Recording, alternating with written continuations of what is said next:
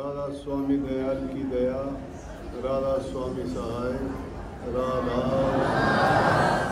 ये जो वाणी लिखी थी, इस वाणी में भी यही चित्रण किया गया है समाज की हालत का। ये ठगियों की नगरी है, ठग लोग रहते हैं सारे, आप भी ठग, मैं भी ठग। लेकिन क्या कही है, महापुरुषों का वचन है कि ठगियों की नगरी फंस गया, संभल संभल के चल। ठग कौन है? ठग उसको कहते हैं जो इंसान को अपना बना के, मित्र बना के, उसका मन जीत के, उसका बन के, और उसका अगर ऐसा गुप्त नुकसान करता है जो उसको पता भी नहीं लगता, और धीरे धीरे करके जैसे दीमक किसी पेड़ को, चीज़ को ख़त्म कर देती है, उसी प्रकार से हमारा नुकसान करते हैं। इस दुनिया में ठगने, लूटने और चोरी करने के 3 प्रकार के लोग हैं। लेकिन ये संसार इन तीनों चीज़ों में से सबसे बुरा किसको मानते हैं? ठग।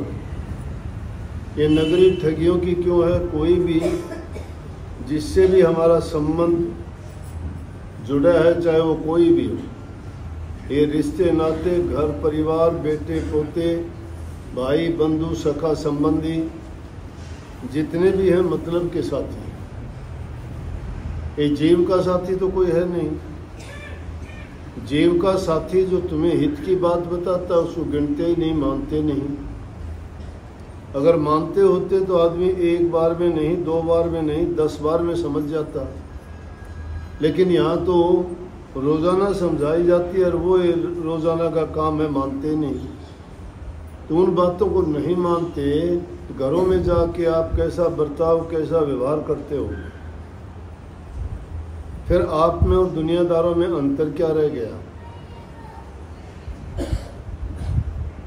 फिर आपको उनकी तुलना में अच्छा कैसे कहा जा सकता है?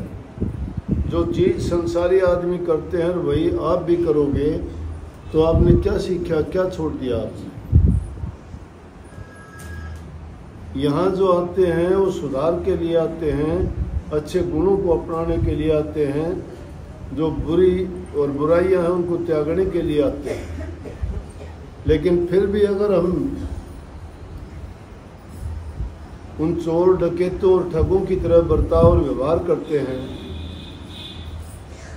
क्या मिलता है? दुनियादारी की चीज़ों में हम सारी जिंदगी गुजार देते हैं, अंत में लेके क्या जाते हो? जो हमारे साथ जाने वाली चीज़ है उसको तो भूलने से कभी याद भी नहीं करते।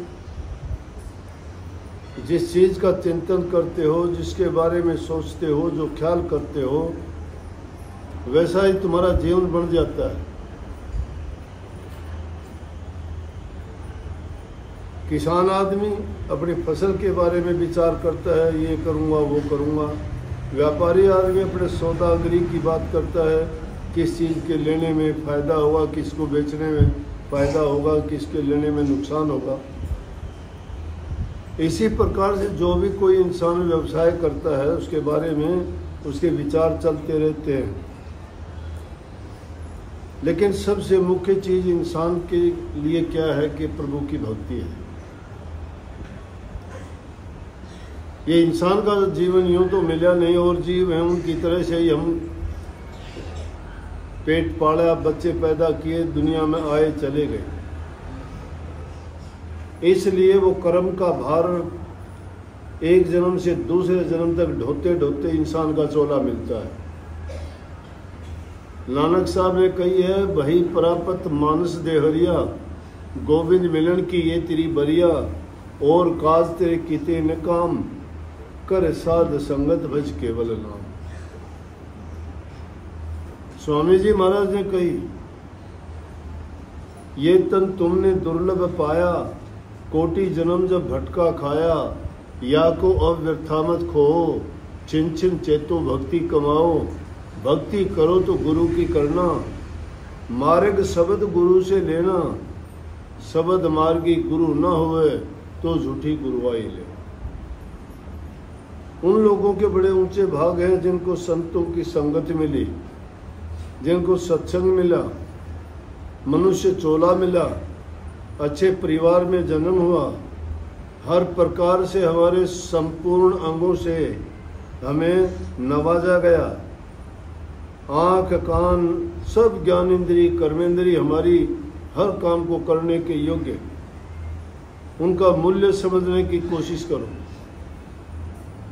और फिर वो चीज़ें पाके, ऐसे ऐसे तोहफे पाके भी इंसान उनका दुरुपयोग करता है। इन कानों से कभी प्रभु के नाम की गुणगान नहीं सुनते, जबान से कभी भूले से भी उसका नाम नहीं सुमरते लेते, मन में कभी उनका विचार और ख्याल भी नहीं करते कि उसके कितने हमारे ऊपर एहसान हैं। क्या काम किया, ये देह से क्या मिलेगा? देह तो खे हो जाएगी, एक दिन मिट्टी बन जाएगी, जल जाएगी, राख हो जाएगी। किसी काम आती हो तो बता दो। पशु के चाम की बने रे पनैया, नौबत और नंगारा, नर तेरा चोला काम न आवे, जड़बुझ हो जा छारा। पशु मरे 10 काज संवारे, नर मरे कोई काम न आवे। पशु मरता है 10 काज संवारता है। पक्षी पशु कोई भी, उनकी हड्डी काम आती, उनकी चमड़ा काम आता, उनके सींग काम आते, उनके खुर काम आते, उनकी पंख काम आती, हर चीज उनकी काम आती है। आदमी की बता दो, मरने के बाद सुहा राख बनने के सिवाय क्या चीज काम आती है? कोई काम नहीं आती। तो इससे अच्छा तो पेड़ पौधे भी बंदे नालों रुख चंगेरा, जेड़ा लग पवे बिन लायो, ढीम खाए ते फल खवाए ते फर्क न करदा छायो। बंदा किस काम के लिए आता है? तुम्हारे से तो रूख और पेड़ भी अच्छा, पत्थर भी मारोगे तो फल देगा, पर इंसान क्या देगा? प्रभु का भजन नहीं करते, नाम नहीं सुमरते, ये जीवन हमने व्यर्था खो दिया। पशु 10 काज संवारता है, इंसान कोई काज नहीं संवारता। मौका इसको मिला था कि ये प्रभु की भक्ति करने का यही अवसर है। फिर बहे जा रहे हैं सारे के सारे लोग इस पाप रूप की दुनिया में। एक दूसरे को देख के बुराई की तरफ तो बढ़े चले जाते हैं, लेकिन अच्छाई की ओर नहीं जाते।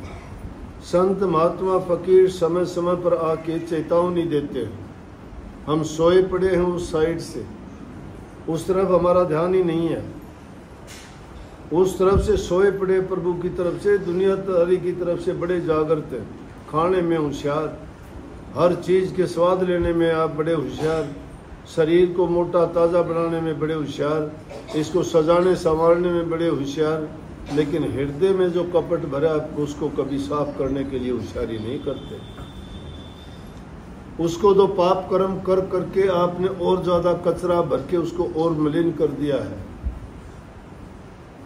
दुर्भावना और पाप कर्मों से उसको और भी ज़्यादा आपने ऐसा दूषित कर दिया है कि वो ठीक नहीं होगा। और उसको ठीक करना चाहते हो तो उसका साफ करने का तरीका एक ही है, प्रभु की भक्ति, उसका नाम। शरीर की गंदगी जल से साफ हो जाएगी, कपड़े की गंदगी साबुन सोडा लगा के साफ हो जाएगी, हृदय की गंदगी प्रभु के नाम के बिना साफ नहीं होती। और वो हम लेना नहीं चाहते। देखो, जिसके बदले में कुछ देना नहीं, देना का मतलब संसारी पदार्थों को हम देना लेना मानते हैं। धन का देना आप मानते हो, वस्तुओं का आदान प्रदान देना लेना मानते हो, लेकिन उसके लिए कीमत बहुत बड़ी देनी पड़ती है। यमराज को लाखों सिर दे दिए तुमने, कोटि जन्म भटका खाया तो अपने सिर देते रहे, मरते रहे, बार बार जन्मते रहे, कर्मों का बोझ ढोते रहे। लेकिन सतगुरु को अगर एक सिर दिया होता, सिर देने का मतलब अपने आप को समर्पित कर देते, सतगुरु को समर्पित कर देते, तो बदले में तुम्हें नाम रूपी दवा देते जो तुम्हें सदा के लिए अमर कर देते। गुरु गोविंद सिंह ने 5 जो सिंह बनाए थे उनको अमृत छकने का कहा था कि अमृत छकाया। तुम रोजाना अमृत छकते हो, वो अमृत छकना क्या था कि उनको सिंह बना दिया। अमृत छकाने का मतलब यही था कि तुम्हें अमर कर दिया गया है, कि तुम गुरु की शरण में आ गए, गुरु ने तुम्हें अपना बना लिया है और अब कभी तुम मर नहीं सकते, अमृत हो, अमर हो तुम। अमृत का पान करने वाला अमृत हो जाता है। अमृत वो होता है जो कभी जन्म नहीं लेता, जन्म लेगा वो तो मरेगा। इसलिए संतों की जो दवाई है वो कान में डाली जाती है, वचन की कान में डालेगी लेकिन अंदर में असर करेगी, मुंह से नहीं लेनी पड़ती, पीनी पड़ती। लेकिन उस अमृत की, उस अमर दवाई की कीमत बहुत है। अब ये सोचो कि दुनियादारी की चीज बड़ी थी तो बड़े बड़े राजा महाराजा, बलख बुखारा का बादशाह, गोपीचंद भर्तरी और दूसरे कितने राजा थे, राजा पीपा, राजकाज छोड़ के क्यों इस लाइन में आए? उन्होंने इसीलिए इन चीजों का त्याग कर दिया कि इन चीजों का कोई महत्व नहीं है। तो उसके लिए तप, त्याग और साधना की जरूरत है। ये चीज इंसान दे देगा तो उसको अपने सुख और संसारी भोग छोड़ने पड़ेंगे। महात्मा बुद्ध राजा के ही घर पैदा हुआ था, दुनिया में आज डंका बजा हुआ है। महावीर स्वामी भी राजा के घर में पैदा हुआ था, वो भी उसी उम्र में 29 साल की उम्र में चले गए थे। 24 में तीर्थकर बने, जैन धर्म का डंका बजा दिया, धर्म हो गया उनके नाम से। सब कुछ त्याग दिया। वो जमाना था कबीर, दादू, पलटू, नानक झोपड़ों में रहते थे, रोटी की परवाह नहीं, कपड़े की परवाह नहीं, घर की परवाह नहीं, परिवार की परवाह नहीं, और भजन करण में प्रभु की याद में मस्त रहते थे। मीराबाई राजघराने में पैदा हुई, परवाह नहीं की, शब्द गाती, मस्ती में फिरती, हेली में तो प्रेम दीवानी, मेरा दर्द ना जाने कोई। दर्द उनके हृदय में होता है, और जिसके हृदय में दर्द होता है वो प्रभु भक्ति कर सकता है। लेकिन हमें तो दर्द कहीं भी नहीं होता। दर्द जब दुनियादारी का होता है तब गुरु के पास परमात्मा को, इष्ट को, देवताओं को तब याद करते हो। इसका मतलब पूजा दर्द की करते हो, तुम पीड़ा की करते हो, पीड़ा की पूजा करते हो। बड़ी दुख की बात है। वो अगर अपने आप को ही प्रभु के हवाले करते तो वही तुम्हारा जिम्मेवार हो जाता। दुख, दर्द, पीड़ा क्यों कही संतों ने कि तुम अपने आप को गुरु की रजा में राजी रखो, उनको सौंप दो अपना आपा, और उसके बाद जो होता है तमाशा देखो क्या होता है। अरे कुत्ता भी गुरु के अब अपने धनी के दरबार में जाता है, दरवाजे पे पड़ा रहता है, उसको भूखा नहीं रहने देता, उसका धनी संभाल लेता है कि इसको रोटी राटी डाली कि नहीं डाली। लेकिन हम उस परमात्मा के बारे में ही सोचते हैं। विश्वास रखो, जिसने आज तुम्हें दे रखा है वो कल भी देगा, भूखा नहीं मरने देगा। जिसने पैदा किया है वो तुम्हारी चिंता करेगा। रहो निश्चिंत, करो मत चिंता, चोंच दे सो चिंत करेगो। पाँव पसार पड़ो दिन सोवत, पेट दियो सो पेट भरेगो। जीव जिथे जल में थल में, तूने पाहन में पहुंचाए धरेगो। सुंदर कह भूख ही भूख पुकारत है, सुंदर कह तू तो भूख मरेगा। जो इंसान जैसे भावना रखता है वो वैसा ही बीत जाएगा। तुम करते हो मर गया तो मर ही जाओगे। जिंदा वो इंसान है जो प्रभु की ओर से जाग गया, मुर्दा वो इंसान है जो प्रभु को भूल के दुनियादारी की चीजों में खो गया। उसमें दुनियादारी के ठग, चोर, लुटेरे उसको खूब लूटते हैं।